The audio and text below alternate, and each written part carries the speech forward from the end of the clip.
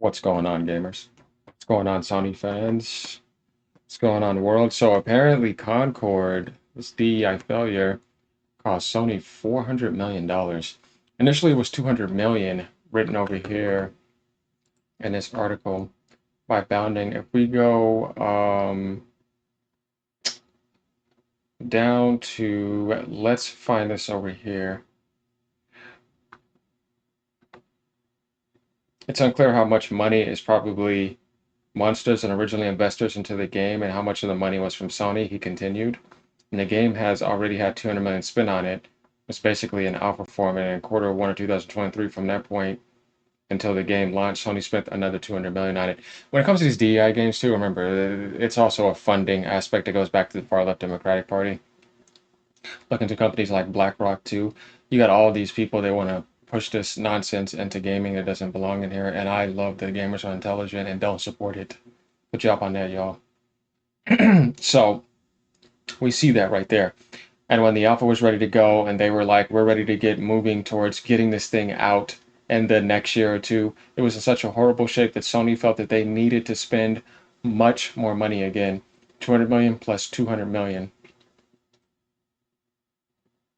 It's the most expensive IP they've ever spent that money on. That's insane that they gambled that without realizing if they have the talent in the gas industry. It's not like they're very talented in this because Sony releases a lot of movie rush games.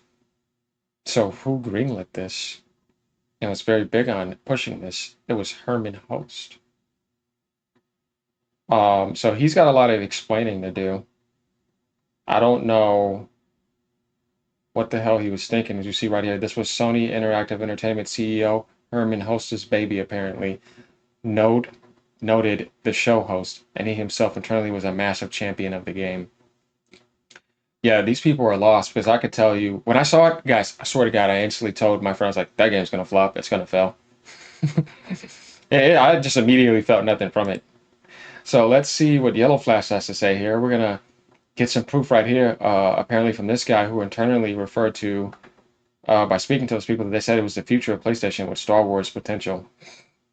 Yeah, I don't know what world y'all are living in. Like, subscribe, y'all. Be bringing you more epic stuff, gaming content, controversy. If you want to see my Assassin's Creed exposure content on my channel, I've covered that, professionally. But let's go ahead and get into this. We have another Concord update, 2 in one day. I didn't see this happening.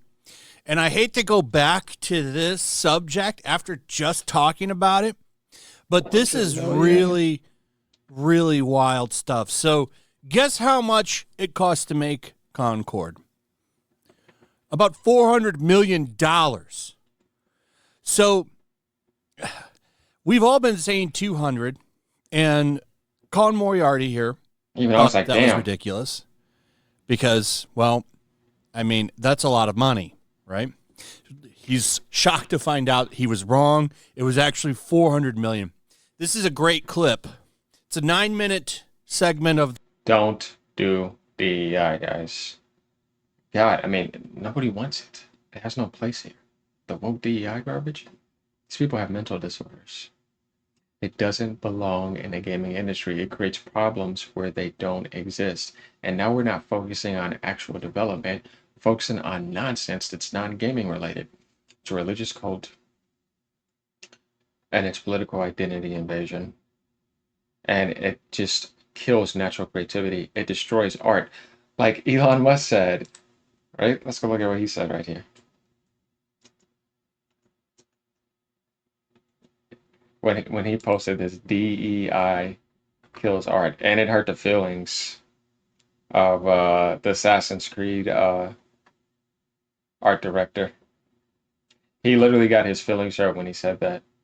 And he's been preaching against DEI for a while. He even has a saying, DEI must die.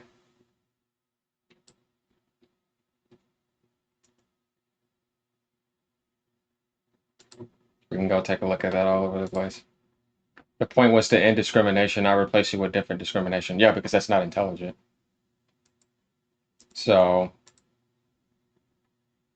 everything it touches, it dies. Sweet baby ink, all of you. All you weirdos, get out. You're not allowed in here. And they're going to try to come under another label called Bridge. There's going to be other labels. Just look for the keywords like exclusive, inclusive, diverse, any of that type of stuff, and you'll see it. We're gonna get on it anyways. Their show.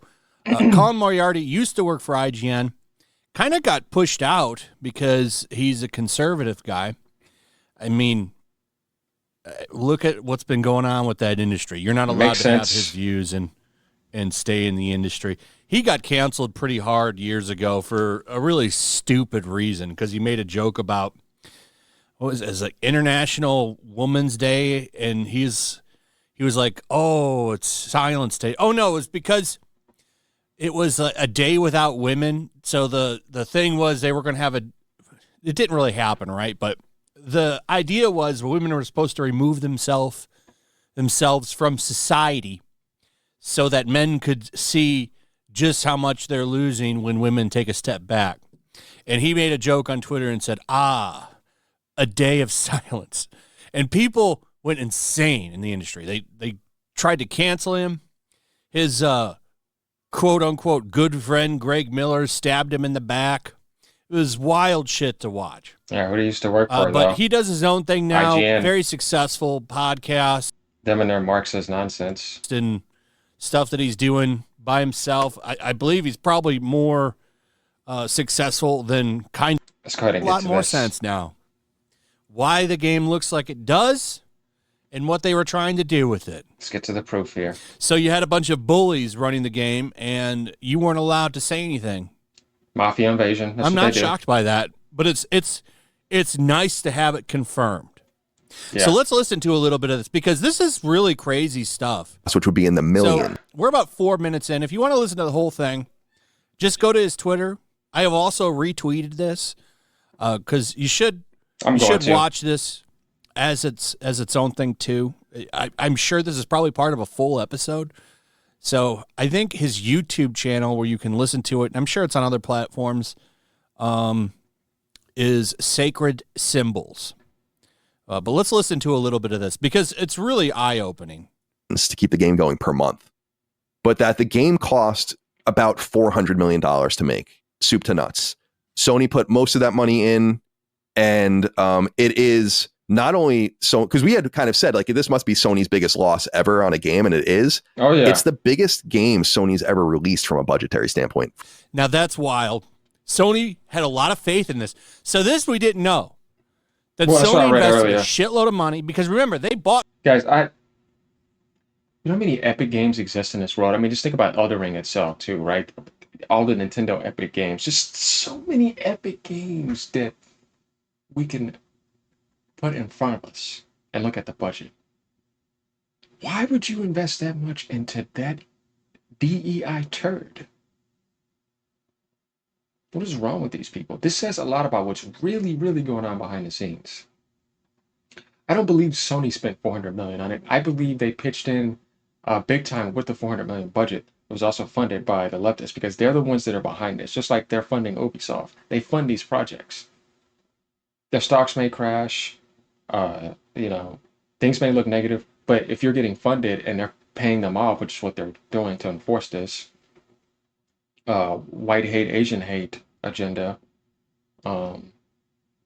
then people sell out. I mean, it's the Western world. That's what they do. So this doesn't surprise me.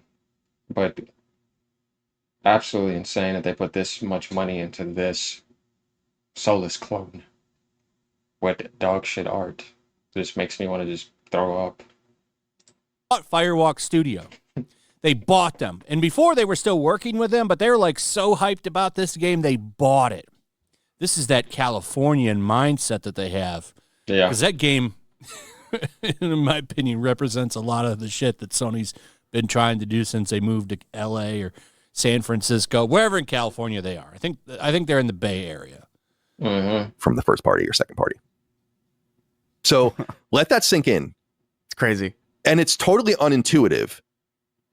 There are games that are in development right now at Sony first and second party that are more expensive than this. But as of the games that have come out so far, so think about like Spider-Man 2 and so on and so forth. We know The Last of Us Part 2 cost $220 million. Spider-Man 3 is going to cost about $350 million. Yeah, $350 million. This game costs more money than Spider-Man. And Yeah, Spider-Man 2 cost $300 million. But at least they're making that back. In that game, I don't know what the third one's going to do after the second one, but the second one definitely still made money.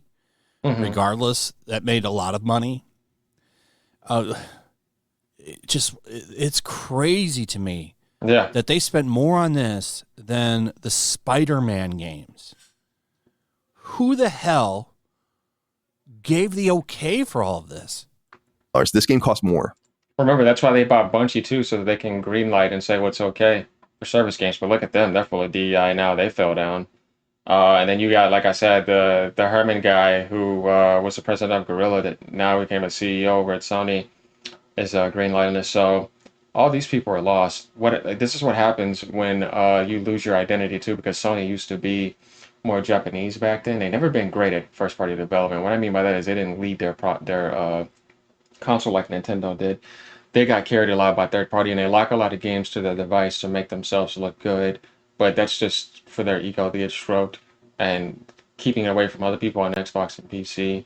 They're starting to open up a little bit more to PC now, but they have this Californian mindset that is just, not good. Just where you think they moved their headquarters at when they left out of Japan. They've been abandoned Japan a long time ago. They become Western, like I said. They don't really have a true identity. It's kind of like a hybrid identity that's always changing. But they have a loyalty base to their brand because people like that brand and they'll blindly over support it. And I get all the PlayStations. I have all the consoles. But I'm not no fanboy though. If I would be, though I'm not, if there's anybody that I would support that I know deserves it, it's Nintendo. I love them because they always have the highest quality, and they're mainly first party. They're phenomenal. But I just can't believe that this much money was spent on this crap. It says a lot about what's going on in the gaming industry. Than that. In the Western sense. And they lost all of it because they made no money. They made about $1 million gross revenue, and then they gave it all back. So this is a huge $1 million. I can't believe it even made that. Man. Multiple hundreds of millions of dollars loss. How did they make $1 million? We don't want They DEI. only sold apparently 25,000 copies, and I think that's an overestimation. Now the question is, why? Why did this happen?